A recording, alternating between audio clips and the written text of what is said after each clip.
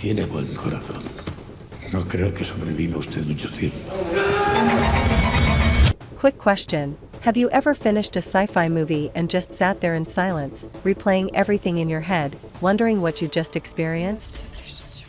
Je ne suis pas en mesure d'accéder à ça. Hey, I'm Jenny, and today we're counting down 10 dark sci-fi movies that don't just entertain you, they stay with you.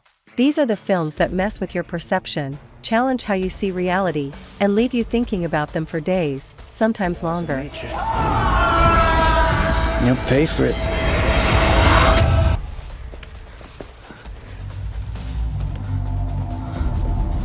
Some of these are psychological, some are unsettling, and a few feel almost uncomfortably real. They're slow burns, mind benders, and stories that quietly get under your skin when you least expect it. So if you're in the mood for sci-fi that actually makes you feel something, let's start the countdown. Tiene buen corazón. No creo que sobreviva usted mucho tiempo. At number 10, we're starting with a sci-fi movie that looks simple on the surface, but becomes deeply disturbing the longer you sit with it, The Platform. The premise is brutal. A vertical prison with hundreds of floors. A platform filled with food descends from the top level to the bottom. Those at the top eat like kings. Those below survive on leftovers, if anything reaches them at all. Each month, prisoners are randomly reassigned to a new level. One month you're safe. The next, you're starving. What makes The Platform so unsettling isn't just the violence or desperation, it's how quickly morality disappears. People justify cruelty. Compassion becomes optional. And survival turns into an excuse for doing unthinkable things. The film forces you to ask uncomfortable questions. If you knew you might be on the bottom tomorrow, would you still take more than you need today? Is kindness possible in a system designed to break you? As the story progresses, the prison stops feeling like a place and starts feeling like a metaphor for class, power, greed, and the illusion of choice. Every character represents a different response to the same unfair system, and none of the answers feel comforting. The visuals are cold and repetitive, creating a sense of hopelessness that never lets up. And by the time the movie reaches its final moments, it doesn't give you clarity, it gives you a thought that sticks in your mind and refuses to leave. The Platform isn't easy to watch. But it's exactly the kind of dark sci-fi that leaves you staring at the ceiling afterward, wondering how far you'd fall, and who you'd become if you were trapped inside it. A chilling way to start this countdown. And then I saw something. It was you. At number 9, we have a dark sci-fi film that sneaks up on you emotionally, Archive. The story follows George, a brilliant but isolated scientist working in near-future Japan. He's racing against time to complete an advanced artificial intelligence project in complete secrecy. But this isn't about innovation or fame, it's about grief. George is trying to preserve the consciousness of his deceased wife inside an AI system. And he's running out of time. What makes Archive so haunting is how personal it feels. The technology isn't flashy or futuristic, it's quiet, imperfect, and fragile. Each AI prototype feels more human than the last, and watching George interact with them slowly blurs the line between programming and emotional attachment. As the film unfolds, it becomes clear that the real conflict isn't man versus machine, it's denial versus acceptance. George isn't trying to move forward. He's trying to freeze time and live inside a memory that's already gone. The isolation is suffocating. Long silences. Empty rooms. Soft mechanical sounds replacing human voices. And the more George invests in his creation, the more he distances himself from reality. Then comes the reveal, a final twist that completely reframes everything you've seen. It's not loud or shocking, it's quiet, tragic, and devastating in the best way. Archive is the kind of sci-fi that doesn't haunt you with fear, it haunts you with emotion. It leaves you thinking about love, loss, and whether holding on too tightly can cost you everything. A deeply melancholic experience that earns the number 9 spot. Requête pour le moment. Nino, s'il te plaît, je t'en supplie. Je ne suis pas en mesure d'accéder à ça.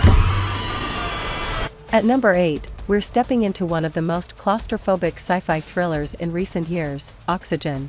The movie begins with a nightmare scenario. A woman wakes up alone inside a sealed cryogenic pod. No memory of who she is. No idea how she got there. And worst of all, her oxygen supply is slowly running out. Her only connection to the outside world is an AI assistant that answers questions, but only within strict limits. It's calm, polite, and deeply unhelpful when it comes to the truth. What makes Oxygen so intense is how immediate the danger feels. There's no escape, no second location, no one coming to help. Every breath is counted. Every failed attempt to break free increases the panic. And as her oxygen levels drop, so does her sense of reality. As she pieces together fragments of her identity, the story shifts from pure survival into something much more unsettling. Memories don't quite line up. The pod feels too advanced. And the answers she's given start raising terrifying questions about who she really is, and whether she's even supposed to survive. The film uses its tight setting brilliantly. The camera never lets you relax, pressing closer as the panic grows. You feel every gasp, every moment of desperation, every second slipping away. And then comes the twist, a reveal that reframes the entire story and forces you to rethink everything you've just experienced. It's clever, chilling, and quietly existential. Oxygen is proof that you don't need a massive sci-fi world to leave a lasting impact. Sometimes, all it takes is one person, one room, and one terrifying question about identity and existence. A suffocating, thought-provoking experience that earns the number 8 spot. Are you okay? At number 7, we have a dark sci-fi thriller that feels disturbingly real, The Invisible Man. This story follows Cecilia, a woman who escapes an abusive relationship, only to learn that leaving doesn't always mean freedom. When her controlling ex is reported dead, strange things begin happening around her. Objects move, doors open, and the feeling of being watched never goes away. When Cecilia claims her ex has found a way to turn himself invisible, no one believes her. What makes The Invisible Man so unsettling isn't just the technology, it's the psychology. The film turns invisibility into a weapon of control, manipulation, and gaslighting. The fear doesn't come from jump scares alone, but from the slow erosion of trust as Cecilia's reality is constantly questioned. The camera lingers on empty spaces, forcing you to scan the frame, waiting for something you can't see. Silence becomes threatening. Stillness feels dangerous. You're never allowed to relax, because the threat could be standing right in front of you. As the story escalates, the film transforms from quiet paranoia into full psychological warfare. Every attempt Cecilia makes to prove the truth only tightens the trap around her. And the question becomes painfully clear: how do you fight something no one else believes exists? By the final act, The Invisible Man delivers a cold, empowering payoff, one that's earned through relentless tension and emotional endurance. But even after it ends, the unease lingers. This is sci-fi horror rooted in real-world fear, and that's exactly why it stays with you. A chilling, modern thriller that earns the number 7 spot. Guarantee that you'd get away with it. Would you kill him? At number 6, we're entering a sci-fi story so twisted it feels like a paradox you can't escape, Predestination. The film follows a temporal agent tasked with stopping crimes before they happen using time travel. His final mission is to track down a mysterious bomber who has haunted him across multiple timelines. Simple goal, impossible path. As the agent's journey unfolds, the movie becomes a maze of shifting identities, altered timelines, and impossible coincidences. Every conversation feels loaded. Every detail feels intentional. And nothing is as straightforward as it seems. What makes Predestination so haunting is how personal the paradox becomes. This isn't time travel for spectacle, it's time travel as fate. The story asks brutal questions about free will, destiny, and whether your life is something you choose, or something that's already been written. The deeper you go, the more the film folds in on itself. Revelations don't bring clarity, they bring dread. Each twist feels inevitable, like watching dominoes fall in slow motion while knowing there's no way to stop them. By the time the full truth is revealed, the story transforms into something tragic and deeply unsettling. Identity, love, sacrifice, all trapped inside a closed loop with no beginning and no end. Predestination is the kind of sci-fi that demands your full attention and still refuses to let you off easy. When it ends, you don't feel satisfied, you feel shaken, replaying the timeline in your head, trying to find the moment where everything went wrong. A dark, cerebral mind-bender that absolutely earns the number 6 spot. Break the laws of nature. You'll pay for it. At number 5, we have a sci-fi film that feels cold, isolating, and deeply uncomfortable, High Life. The story takes place aboard a spacecraft drifting toward a black hole. On board are criminals sent on a one-way mission, used as test subjects for a disturbing reproductive experiment. There's no rescue planned, no return trip. Just endless space and slow decay. Robert Pattinson plays Monty, a man raising a young child in complete isolation. Through fragmented flashbacks, we begin to understand how the mission started, and how everything fell apart. What makes High Life so unsettling is its atmosphere. Space isn't majestic or exciting here, it's empty, indifferent, and suffocating. The ship feels less like a vessel and more like a floating prison, where loneliness and despair slowly erode what's left of humanity. The film explores themes of bodily autonomy, consent, and survival in ways that are deliberately uncomfortable. Power dynamics become twisted. Morality collapses. And the absence of hope makes every decision feel heavier. There's no traditional structure, no comforting rhythm. The story drifts, just like the ship, forcing you to sit with silence, trauma, and the consequences of human experimentation. It's slow, bleak, and unapologetically grim. By the time the film reaches its final moments near the black hole, it feels less like an ending and more like a surrender, to the unknown, to isolation, to whatever comes next. High Life isn't a movie you enjoy in the usual sense. It's one you endure, and think about long after it's over. A haunting, existential experience that earns the number 5 spot.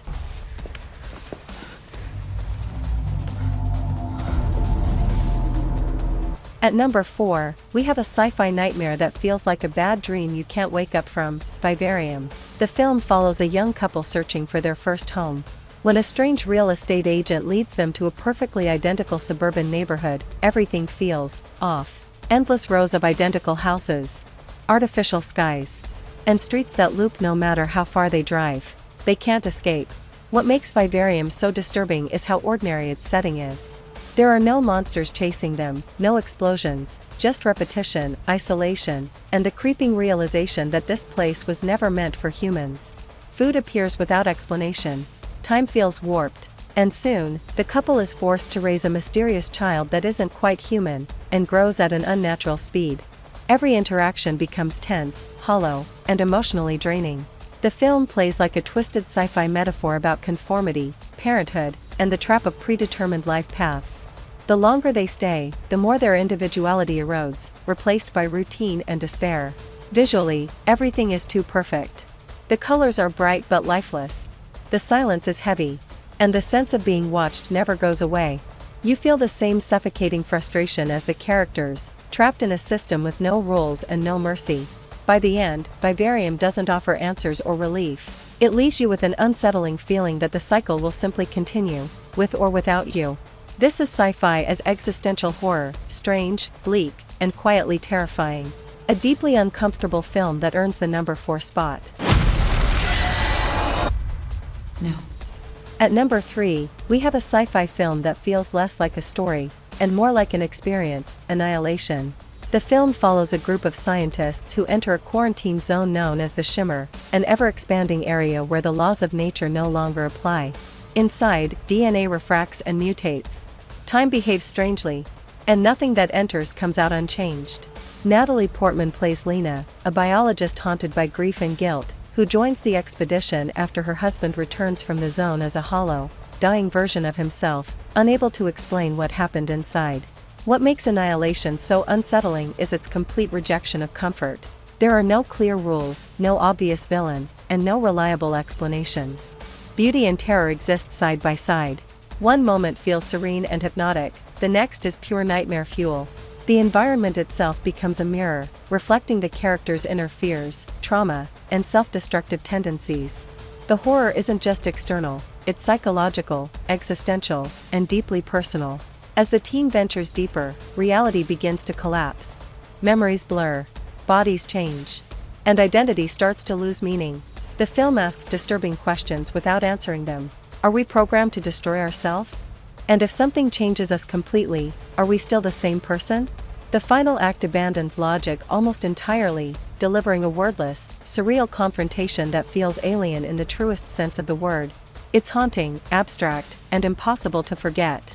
Annihilation doesn't explain itself. It lingers. It echoes.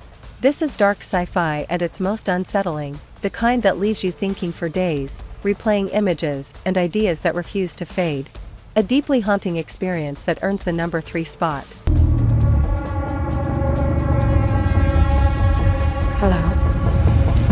At number 2, we have a sci-fi thriller that feels quiet, intelligent, and deeply unsettling, Ex Machina. The story follows Caleb, a young programmer who's invited to the remote estate of his company's brilliant and reclusive CEO. But this isn't a vacation. Caleb has been chosen to perform a Turing test on Ava, a humanoid AI designed to look human, think human, and possibly manipulate human emotion. At first, the experiment feels controlled. Glass walls, clean rooms, scheduled conversations. But it doesn't take long for things to shift. Ava begins asking questions that feel too personal. The creator's behavior grows increasingly erratic. And Caleb starts to realize the test may not be about Ava at all. What makes Ex Machina so disturbing is how slowly it tightens the tension. There's no chaos, no urgency, just uncomfortable silences, loaded conversations, and the creeping sense that intelligence itself is being weaponized. Ava never raises her voice. She never threatens anyone. Yet every word feels calculated. Every glance feels intentional.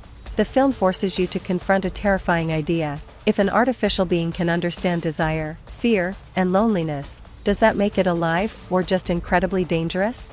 As the power dynamics shift, the lines between observer and subject completely collapse. Control changes hands. Motives are exposed. And the ending delivers a cold, unforgettable payoff that leaves you unsettled rather than relieved. Ex Machina is the kind of sci-fi that makes you look at technology differently afterward, not with fear, but with quiet suspicion. A chilling, cerebral experience that earns the number 2 spot. That's what they call in the UFO. And finally, at number 1, we have a sci-fi film that doesn't overwhelm you with spectacle. It quietly changes the way you think about time, choice, and life itself. This is Arrival. When massive alien ships suddenly appear across the world, humanity braces for invasion. But instead of weapons or destruction, the visitors do something far more unsettling: they wait. Linguist Dr. Louise Banks is brought in to communicate with the aliens and decode their language. What begins as a scientific challenge slowly becomes something much deeper, and much more personal. What makes Arrival so powerful is its patience. There's no rush, no loud action beats. Tension comes from silence, from uncertainty, and from the terrifying idea that one misunderstanding could lead to global catastrophe.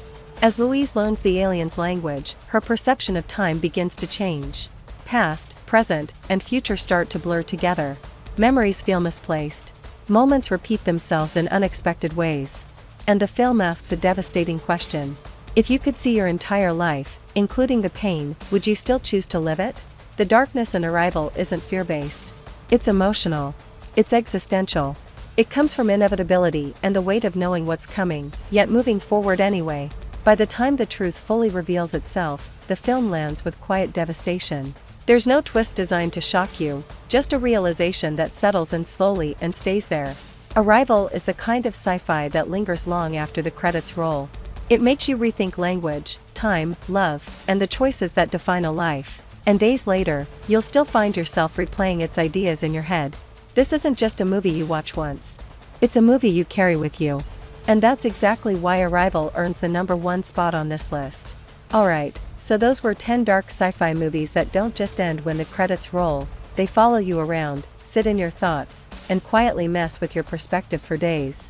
Whether you're drawn to stories about identity, time, technology, or the uncomfortable side of being human, every film on this list gives you something to think about long after the screen goes dark. If you enjoyed hanging out and talking movies with me, make sure you're subscribed to Watch with Jenny. This channel is all about discovering films together. No overthinking, no gatekeeping, just good movies and good conversations.